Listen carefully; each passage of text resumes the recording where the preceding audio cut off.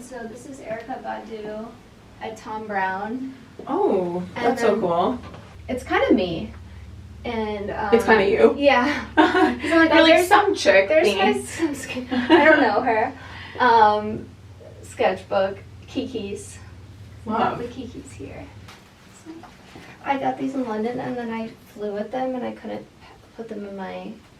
They added so much weight when I was checking my bag, so I just like put them over me on the flight. Welcome to Closet Swap, the series where we go into the most fashionable New Yorkers' closets and swap stories about fashion, life, and clothing. We did a collab for Cafe for God. You have these pieces from your family, though. Oh my god. Those are everything. Legit. These are like very old. Yeah. Look at the coin purse. Today I have the amazing Isabelle Brourman, who is an unbelievable artist, an amazing, fashionable New York woman. She's a court artist at some of the most notable trials in current history. So super interesting. I am so excited to talk to you, and thank you for letting us come into your apartment and hang out. Hey, I'm so happy to have you. I'm excited. So I guess like the reason that I wanted to do this whole series is because I feel like particularly women in New York who care about fashion, there's so many stories behind what they wear, because it's like we aren't just like wearing clothes. It's like it's who we want to be, who we want to present ourselves as we walk on the street, because people see us. Like, we don't have cars, we're not inside a lot, like everyone is seeing us all the time. I like to kind of start out being like, how did you get into fashion, and like when did that start, or were you always this way? Literally always. I went and saw my security guard from my elementary school recently. My mom dressed me like insanely well as a kid. She has an incredible sense of style. She had so much fun. I was her first daughter. My brother received the same treatment. He's the first son. But yeah, I was a doll, and I've always been my own doll. And I've always loved fashion. I've always like found clothes to be sort of like the perfect place for me to like express myself and to know myself. And like it really is like critical, maybe like the most formative thing that I ever knew about myself was that like I have a vision when it comes to what I want to wear, and it was always that way. Like as a kid, once I was dressing myself, it was like no one was gonna tell me what to wear. Yeah. And I just have always been obsessed with clothes, and it's always been an issue. Like when I was growing up, my closets were like Overflowing. yeah, I was always getting yelled at because there was like clothes on the floor everywhere because I was trying on a bunch of things and building my outfits. And then like in high school, in elementary school, I had like I would wear juicy suits all the time, and I was in suburban Pittsburgh, and like nobody was wearing velour tracksuits or anything. Right.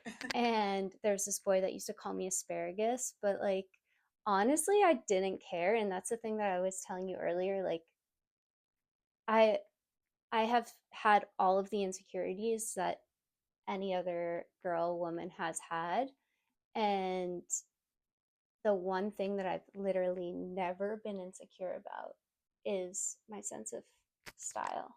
Yeah. Like never. Do you think that's like how you got into being an artist in the first place? Like being like, okay, wait, I feel like I have an eye for fashion, or do you think that that was like a different path? I actually like originally when I was younger, I always wanted to be like Anna Wintour. And then I thought I'm gonna like be a clothing designer, and I did and still do like custom You do. clothing pieces, but I started drawing and it became this thing for me. Like I wasn't interested in school. I couldn't pay attention unless I was doing something else. Yeah. Drawing, yeah, and seeing like what I could create and like surprising myself. Like I never really was like, oh, I'm gonna make this. It was like, let me just have this um stream of consciousness thing, and then I would be able to listen. So even in undergraduate school, like I didn't study art, but I was still drawing. And then eventually I got a canvas and paints, and then I just started to take it a little bit more seriously. Yeah, that's so And cool. yeah, it all, we're in like, artists, they work in so many different like 2D, 3D, mixed media, whatever. And so I just basically treat this space like um, an installation, and I'm playing with different pieces of furniture and like draping and adding, and yeah, it's all the same thing. It's like the way, it's just my way. Yeah, it's just like everything is stream of consciousness for you, and like it comes out in different physical ways, whether it's like your fashion or your art or whatever it is. I Yeah, like that. that and like American motifs and symbols, and like a lot of like, you know, there's a lot to do with like driving and the road, and so I like combining like the world Mm-hmm. with my style, and in that way it's like you feel engaged. Mm-hmm. It's like, I did a portrait of Donald Trump, and it's like it's not this real, like fully realistic rendering of Donald Trump. It's a piece. It like I'm in it, and Yeah. so my style and my decisions are being made onto the portrait, and so in that way it's like, I'm having my way with this person, Right. so it's empowering. Yeah. No, I love that thought process. When you came to New York, do you feel like that way changed at all, whether it's like through your art or through your fashion? Like, do you feel like moving to the city particularly changed anything, or were you like, literally, no, the same thing I was wearing in Pittsburgh when I was 6 years old is like the same style that I have now? I That's a really good question. New York, I feel like for everyone, this is probably true. You get smarter in New York. Like Mm-hmm. it sharpens you. Yeah. You have to make quicker decisions. So I think New York kept me on my toes and also exposed me to so much. And also at the same time, like I'm growing, I'm experiencing things, I'm maturing. And so, like, those things together, I think helped sort of refine my vision and like expand upon it, and seeing art and, you know, plays and this, and like meeting all these different people, like that definitely has a huge impact on what I wear. And like if I go somewhere else, I'm going to be influenced by that. True. And I might want to take it down a notch, or I might like decide to like have a different kind of like color block that, in Scandinavia, if I'm in like Norway, that I wouldn't have thought about in New York. Yeah. New That's York's like so combat. true. There is something like, I don't know, like even today I was actually wearing like a pink sweater earlier, and I just changed for this, but like I also think sometimes I'm like, there's certain things sometimes when I'm wearing it in New York, it like doesn't almost like feel the vibe of the day, like, or match the vibe of New York. So it like does kind of depict what you end up wearing. And like I totally agree. Like if you're like down in Miami, you're gonna be like wearing something like shorter and Let's get tighter. into And, it. yeah, Let's get into exactly. it. Yeah. So there's different vibes for different cities, and that does change my style as well. So I totally understand what you're saying. Um, so I kind of want to like give a little context on what you do. I feel like it's so interesting and so crazy how you're kind of like this court artist, this very notable court artist for all of these huge modern cases. Like you're doing the Luigi Mangione. Mangione. I was going to say Maniscalco, like the Sebastian Maniscalco, I don't the know. comedian. Oh, Oh my God, he's amazing. Luigi Mangione, and like you did the Donald Trump trials, you did the Johnny Depp and Amber Heard trials. So like, how did this all kind of come about? Was it when you moved to New York you got interested in this, or was this kind of like something that's always been weaved throughout, like so, an interest in No, it was this? it was the Johnny Depp Amber Heard trial, Yeah. and at the time, I was back in my studio. It was after the pandemic, and but it wasn't really like, it was tail end sort of, and I mean I still, I'm not sure. I mean we're post pandemic, I guess, but Yeah. I was in my studio, and I went to graduate school in Brooklyn, and so Okay. that's what brought me to New York.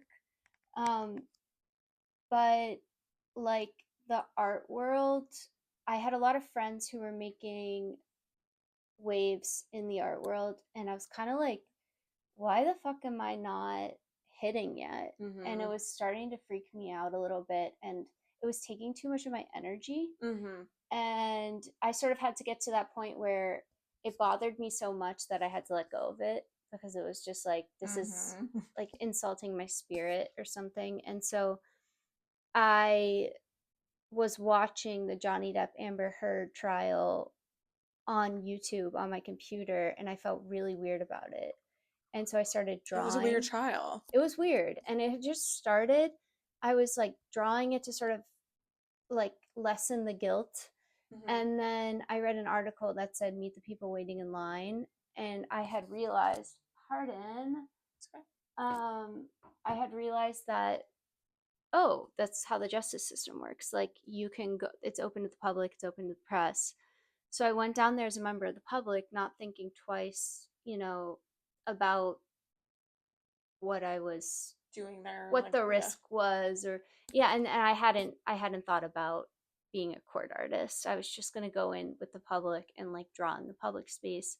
So I got in my car, I went to Fairfax, Virginia, and when I got there, I got in line at like 3:30 in the morning. There were all these fans. I started drawing the fans. I knew like I wanted to just absorb the whole thing.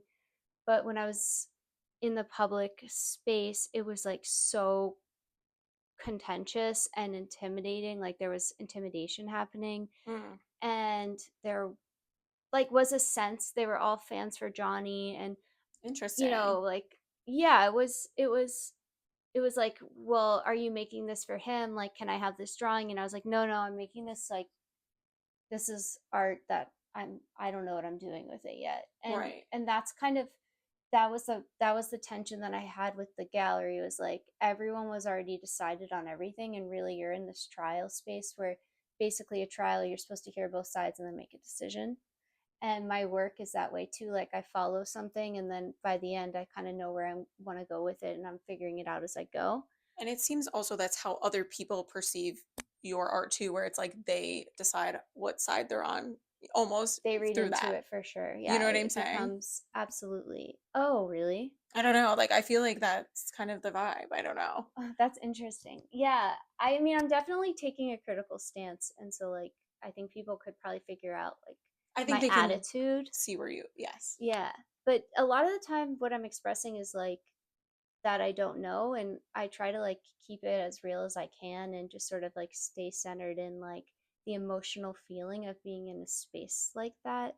But just to say, once I realized that in this public space there was all of this confusion about my work for myself, and I had no time to sort of just be on my own, I said like, okay, well, I'm not making fan art. Mm-hmm. I can't come back here unless I'm official. And then I saw Bill Hennessy, who is a veteran sketch artist, Okay. and he And was like, did you know that he was a veteran like I put it court? together. Okay. I was like, oh, because he had a board, so he Got was it. wearing his, Okay. like, there were He looked the part. He signals. was He looked the part. okay. So I I didn't think, know if you like knew about him like in the scene or something. no, Like it was I like wasn't in the scene. yeah, you I had weren't. no Yeah. idea. I just knew that he was the court artist. Okay, got you. And so I just became Bill, and I reached out to different magazines and got an email list going and said like, I want to offer my services as a court artist. Okay. And I became authorized by the judge. I got an email from an editor, a lot of other things. I got in, and that's when I started to fall in love with that role. I love that. That's so cool. I think so many people are interested as to like what goes on in those trials and like I think you're totally right. That's a very interesting trial where it did feel like there was very much a decision before people even started. And everyone, like, it eclipsed everything. It did. And to be in there, like, even though it was live streamed, like, to be in there was so different than watching it on TikTok.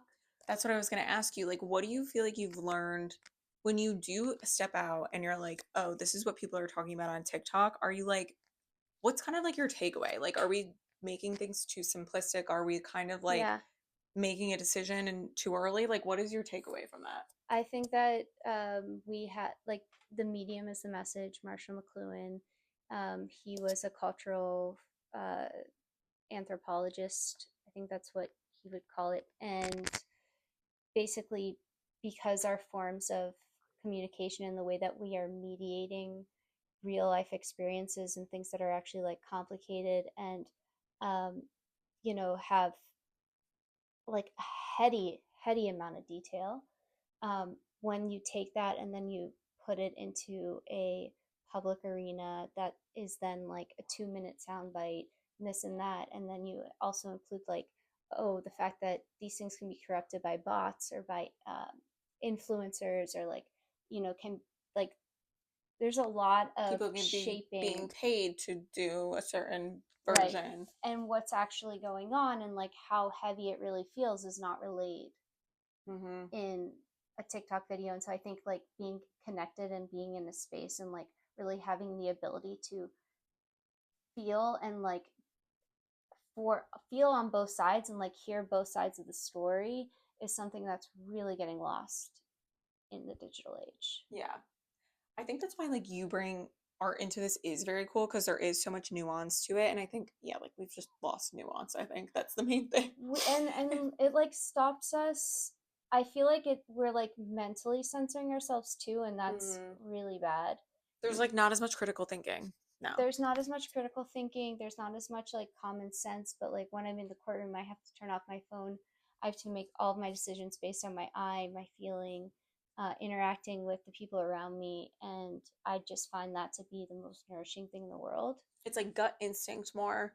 I Mm-hmm. think I feel that for sure. Like even just having my phone all the time, it's like I'm an instinctual person. I think I feel like I follow my gut a lot, but like Yeah, it's me getting too. quieter almost because it's like you're on your phone all the time Yeah, and it's not good. But well, yeah, it's like somebody told me once like that for creatives being online too much, it's like not good for you, because mhm. the way I see it is we have radio like antennas, Yeah, and so when we're tuned in to Instagram or we're like plugged in, then like we're not receiving. right. Have So you read if The you're, Artist's Way? no. Oh, it kind of says that. Or Okay. and also a creative act way of living. They say like yeah, like you need to like do a week purge of like not reading or consuming anything because then you can get so much intapped with like what's coming towards you. Yeah, I love that. Even laying in bed at night, like I've started to really put my phone away and lay in bed and like imagine things and think about things, and a lot of ideas, and like things are, you have to be able to get deeper than the it's like you need time with everything to like really form connections, understandings, to like carve out philosophies. And so like I get that time in court, Mm, and I get that time when I turn off my phone. And then when I look at those things and I understand, oh, this is how it's being felt, it's surreal, but it's also like it helps me understand like what I want to take from the digital culture, and what I think, I can understand about how that is maybe I'm internalizing things that aren't natural and like aren't real, and just think about the way things are going, and like form, like you said, like a critical thought about it. yeah, like not as black and white It takes necessarily. time. Yeah. I think the other thing I wanted to ask you about the court aspect of it all The is fashion. the fashion. And I feel like you show up wearing very cool, unique outfits in like a very traditional environment. And it sounds like you've kind of like continued to get more and more, you know, yourself through this process and like you starting more trying to not fit in, but be a part of like the respect of the court system and all that. And now you're kind of finding your own style through that. So I'm just curious, like, how do you have the confidence to do that? And like, where and how have you kind of navigated that too? I think that um it depends on the day, it depends on the trial. Like sometimes it's really hard, but I still have to do it. Like Mm-hmm. I still have to slay, Of even course. though it's hard, because it's like, okay, now I have to wake up at 5 a.m. Or like for instance, certain outfits, it's really difficult on a practical level to be wearing like a big sleeved blouse when I have this board that I'm balancing and I have watercolors and this and that. And then at a certain point, I'm like, you know what, this blouse is going to be historic one day, and this is the verdict blouse, so like if I get something on it, it just adds to it. Yeah, um I love that thought. but the confidence in those spaces, it comes and it goes. Like I've realized that I've kept certain things in, like that I felt, oh, I am completely an outsider. Like everyone else has a role, and I still feel like somebody's gonna like throw me out of the court or something like that. Okay. So you But still have a little bit of imposter syndrome with it, maybe? a little, and it's Yeah. like it's actually really healthy, I think, because it keeps me on edge. Mm-hmm. And so my work is like it adds like an extra sort of oomph to like the urgency that I'm making things, because I'm Mm-hmm. like I never know when I'm gonna have to go. Yeah. And so it keeps me energized, and I think that like the things that I actually don't enjoy are when things get too comfortable. Yeah. um because then like i'm I'm sort of like, well, why am I here? Like Yeah. if there isn't sort of an interruption between me and like, if my spirit is like completely content in these like highly contentious things, then I think I have to like take a second and, refresh, because Yeah. that's like not normal either. So I don't like ever being too well adjusted. I kind of like this thought a lot. I feel like I haven't heard this like take either on it, where it's like I think like women a lot of times talk about like imposter syndrome, not feeling like you belong in a certain space, all that type of stuff. But there is something kind of cool about like not feeling like you belong in a space, because it does force you to push yourself to Yeah. like a different level. So it's like seeing a different side of it and like accepting that too is cool. What's like the craziest outfit do you think that you've ever worn to court? Oh my god. Let me think. So the craziest one, I feel like the biggest risk I took for fashion was during the Trump criminal trial. Janelle from Desert Star Vintage, she had this vintage D&G tabloid suit, and Mm-hmm. the day before there had been, it was for David Pecker. So David Pecker was the CEO of National Enquirer. So he was like the tabloid king, Mm-hmm. and the suit was like outrageous. Like, like sex, it was like all these magazines, like New York Mag, who I covered that trial with, was like on my crotch. Like I was just like, the reason it was such a risk was because the day before there had been fans at the trial that were wearing Trump hats, Okay. and officers were like, you can't wear messaging in the court, there's no messaging in the court. And I was like, well, I'm like showing up to the tabloid king's witness testimony and like, The most magazine. messaging. Yeah, I was like a magazine, guy. And I had to. And that was probably the biggest risk because That's iconic, honestly. it was iconic. And I wore Mia Vesper's delinquent behavior, Vesper Obscura now, red and black checkered trench, and my Marc Jacobs vintage white sunglasses. So like I show up in the morning and we all stand in line. I'm like, what's up, guys? I have my board. And then like I had the coat on so no one saw the messaging because it Yeah. was like trench. And then I took it off and I was like, all right, it's time. Like, let's just hope this works. And Did they say anything or no? no, There you go. no, I I love managed. that. So that's the biggest We one. also need a picture of that, maybe. Yeah, we have. Oh, I have plenty of pictures of that. I spent like an hour in my car taking weird selfies with like the point 0.5. Yeah. How can you not? 0.5 is everything. Yeah, that's definitely the riskiest one, I'm thinking. I think that's a great one. Yeah. I guess, like, the last question I have for people who kind of struggle to, like, find their personal style, or, like, maybe they're in an environment that, like, they don't feel totally aligns with, like, the way they want to dress. Like, Mhm. what is your advice to them to just lean into their personal style or find their personal style? Because a lot of people don't know that always. Um, I think for leaning in, it's like, what's the worst that could happen? Try once, like, and like build up to it. If like I don't know what the situation is, but like what's the worst that's going to happen? Like the most important thing is to just be unapologetic, irreverent, like yourself. And it's corny but it's true, and like if it makes you who you are, then like that's the only way to do this, guys. Why live your life as someone else? Like yeah, it's time, like it's goddess o'clock. It's Goddess O'Clock. I It love is it. Goddess O'Clock, and it is time to bring out the goddess and be connected to source and just wear your things and how you just express yourself in all the ways and dance and laugh. And like, there's a lot of persecution happening right now. So I think the more of us that can be ourselves, the better. Yeah, I totally agree. You know, like let's confuse the people. Yes. um, Confusion is power. yes, confusion is power. Cheers. Cheers to that. Um, and then what was the other part? It was like, oh, how to um, find it. yeah, like how to find it, I guess, if they've never found it Think before. less. Think less. Just like go on instinct. It's like through everything you do. It's like how you do everything. So just like how you're naturally doing anything, just like take that and do it with clothes and see what happens. Yeah, I like that advice. Like, it doesn't need to be such a serious thing. Like, and I think that even goes back to what we were saying with social media. Like, a lot of people have gotten into this path of, I go to Pinterest and I look at what they're wearing there, and that means that that's good style. And it's this whole, and I think there is, another side of it where research is very cool and like getting inspired is Inspiring, very yeah. cool.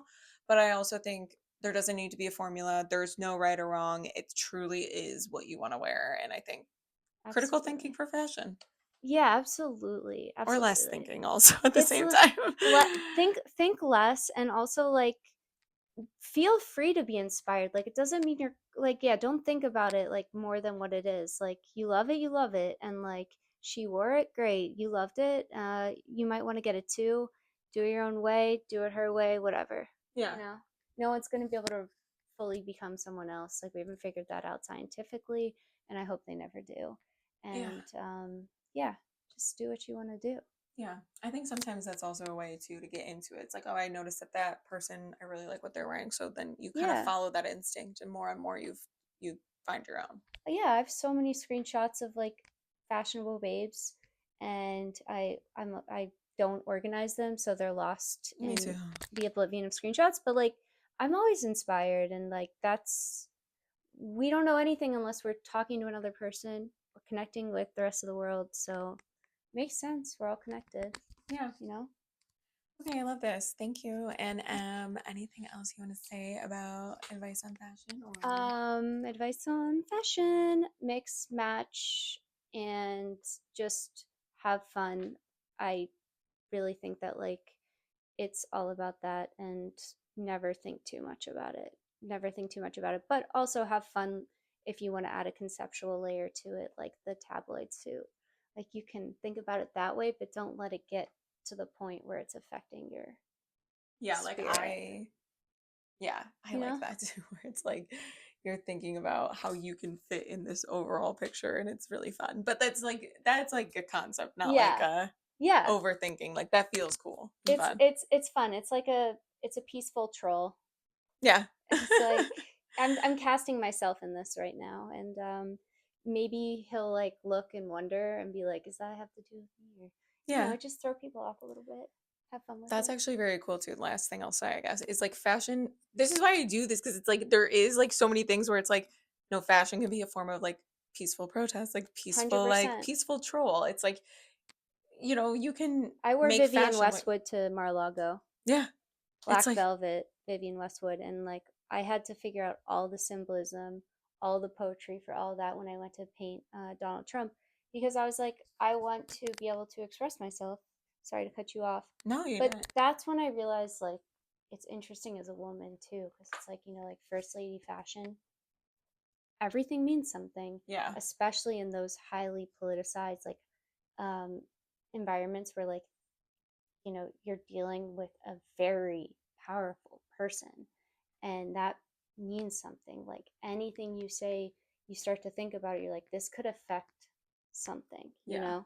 so So being to able you, to, what like when you were wearing the Vivienne Westwood outfit, like what did that kind of mean to you?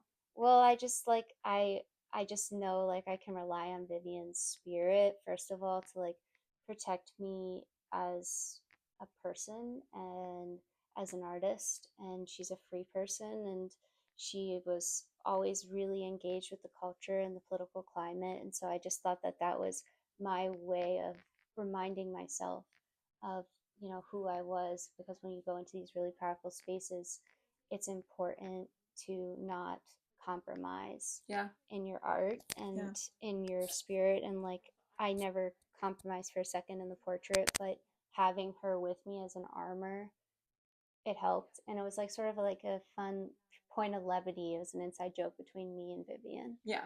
I think that's cool. Like it can be your almost like secret and like your power, and Yeah. no, it doesn't need to be so vocal. Yeah, it's but my it's a way to secret. ground yourself in who you are. Mm-hmm. It's very cool. Yeah. Okay, loved this. This was so cool. Thank you so much. Thank you. But this is my most insane piece. This is vintage comb.